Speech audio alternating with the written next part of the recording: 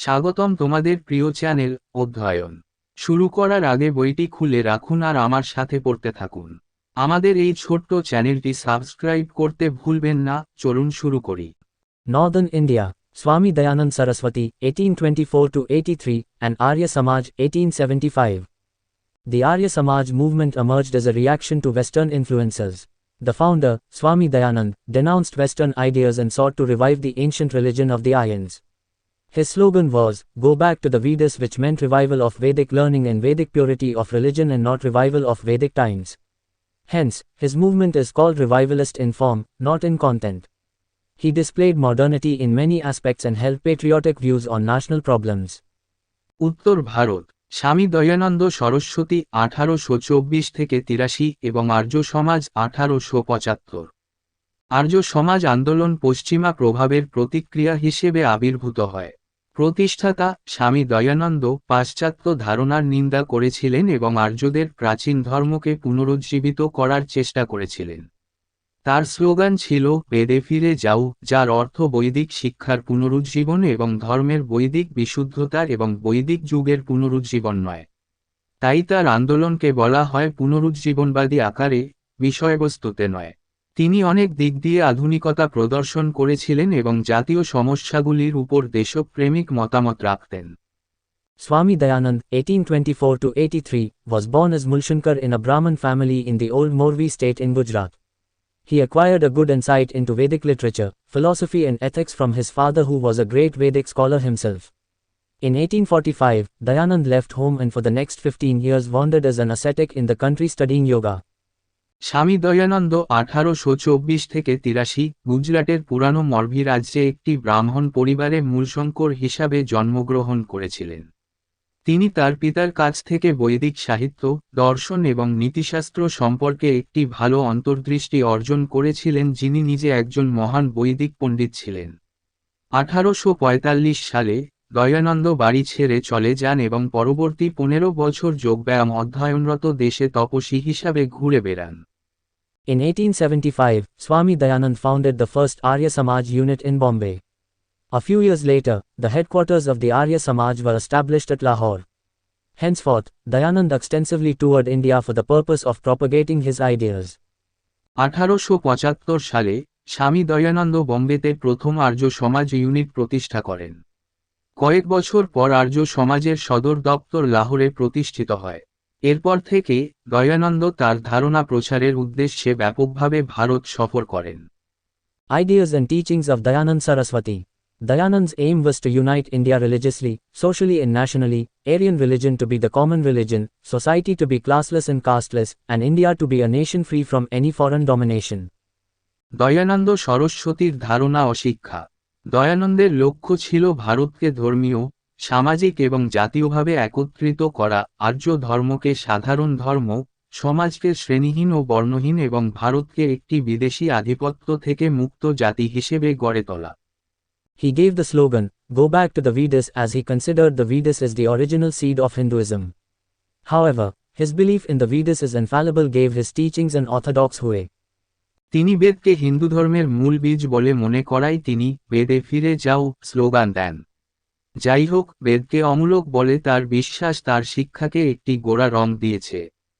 He disregarded the authority of the Puranas, the later Hindu scriptures, and blamed them for spreading evil practices like idol worship and superstitions in Hindu religion. তিনি পুরাণের পরবর্তী হিন্দু ধর্মগ্রন্থ কর্তৃত্বকে অবজ্ঞা করেছিলেন এবং হিন্দু ধর্মে মূর্তি পূজার এবং কুসংস্কারের মতো কুপ্রথা ছড়িয়ে দেওয়ার জন্য তাদের দোষারোপ করেছিলেন। He gave his own interpretation of the Vedas and published his views in his famous work Satyartha Prakash, The True Exposition. তিনি বেদের নিজস্ব ব্যাখ্যা দিয়েছেন এবং তার বিখ্যাত গ্রন্থ সত্যার্থ প্রকাশ, দ্য ট্রু এক্সপোজিশন এ তার মতামত প্রকাশ করেছেন। Dayanand attacked various evils that had crept into Hindu religion in the 19th century, including idolatry, polytheism, superstitions and sacrifices. He believed in the unity of Godhead. Dayananda 19 শতকে হিন্দু ধর্মে মূর্তি পূজা, বহুদেবতা, কুসংস্কার এবং বলিদান সহ বিভিন্ন মন্দকে আক্রমণ করেছিলেন। তিনি ভগবানের একত্বে বিশ্বাস করতেন। He rejected the philosophy of Maya, which stated that man's soul is merely a part of God and that man's objective is to escape the world where evil existed and seek union with God. Instead, he held that God, soul, and matter were distinct and eternal entities. তিনি মায়া দর্শনকে প্রত্যাখ্যান করেছিলেন, যা বলেছিল যে মানুষের আত্মা কেবল ঈশ্বরের একটি অংশ এবং মানুষের উদ্দেশ্য হল মন্দের অস্তিত্ব থেকে পালানো এবং ঈশ্বরের সাথে মিলন অনুসন্ধান করা। পরিবর্তে তিনি বিশ্বাস করেছিলেন যে ঈশ্বর, আত্মা এবং পদার্থ স্বতন্ত্র এবং চিরন্তন সত্তা। He also rejected the theory of niyati, destiny, and upheld the doctrine of karma. According to him, the world was a battlefield where every individual had to work out his own salvation by right deeds. তিনি নিয়তি তত্ত্বকেও প্রত্যাখ্যান করেছিলেন এবং কর্ম মতবাদকে সমর্থন করেছিলেন। তার মতে পৃথিবী ছিল একটি যুদ্ধক্ষেত্র যেখানে প্রত্যেক ব্যক্তিকে সৎকর্মের মাধ্যমে নিজের পরিত্রাণের কাজ করতে হবে। Dayanand rejected the domination of Brahman priestly class over the religious and social life of the Hindus. He asserted every Hindu's right to read and interpret the Vedas. He also rejected the caste system based on birth, though he subscribed to the Vedic notion of four-varna system based on occupation. He condemned child marriage and was a passionate advocate of widow remarriage as well as equal status for both men and women. Dayananda হিন্দুদের ধর্মীয় ও সামাজিক জীবনের উপর ব্রাহ্মণ পুরোহিত শ্রেণীর আধিপত্য প্রত্যাখ্যান করেছিলেন।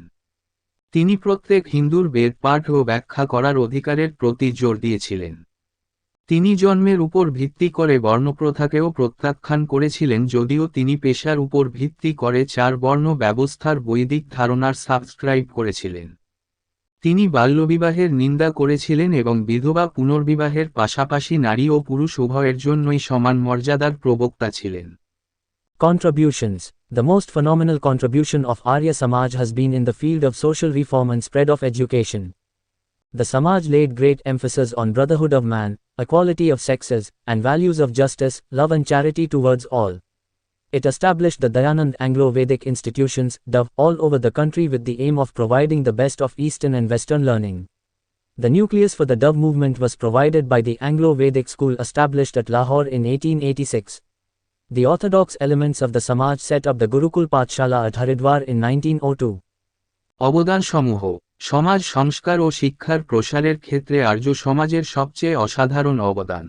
সমাজ মানুষের ভ্রাতৃত্ব, লিঙ্গের সমতা এবং সকলের প্রতি ন্যায়বিচার, ভালোবাসা এবং দাতব্য মূল্যবোধের উপর খুব জোর দেয়।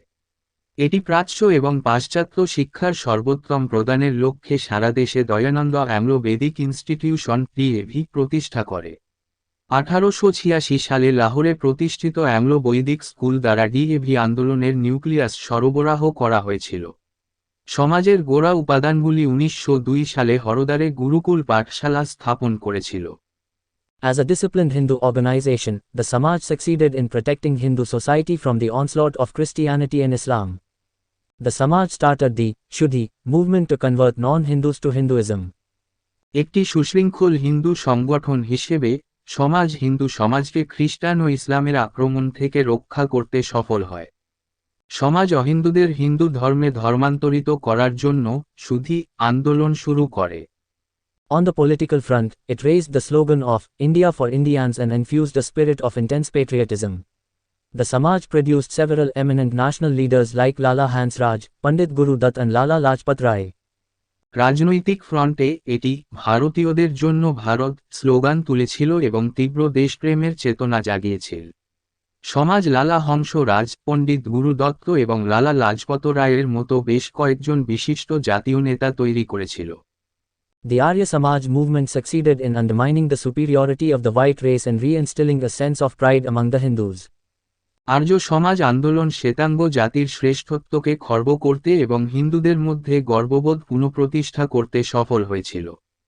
While the appeal of Brahmo Samaj and the Theosophical Society was limited to the English-educated elite only, Dayanand's message was for the Indian masses and his movement spread far and wide in several parts of the country, especially Punjab, Haryana, UP, Bihar and Rajasthan. যদিও ব্রাহ্ম সমাজ এবং theosophical সোসাইটির আবেদন শুধুমাত্র ইংরেজ শিক্ষিত অভিজাতদের মধ্যে সীমাবদ্ধ ছিল, দয়ানন্দের বার্তা ছিল ভারতীয় জনসাধারণের জন্য এবং তার আন্দোলন দেশের বিভিন্ন স্থানে বিশেষ করে পাঞ্জাব, হরিয়ানা, উত্তরপ্রদেশ, বিহার এবং রাজস্থানে ছড়িয়ে পড়ে।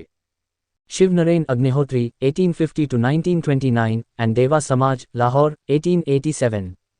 Agnihotri was an active member of Brahmo Samaj in 1875 and worked tirelessly for various reform movements started by it.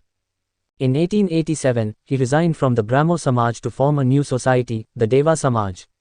The Deva Samaj was originally established as a theistic society, but later it emerged as an atheistic society, denying the existence of gods and emphasizing ethical conduct. It called for an ideal social behavior such as not accepting bribes, avoiding intoxicants and non-vegetarian food and observing non-violence. Its teachings were compiled in a book, Deva Shastra.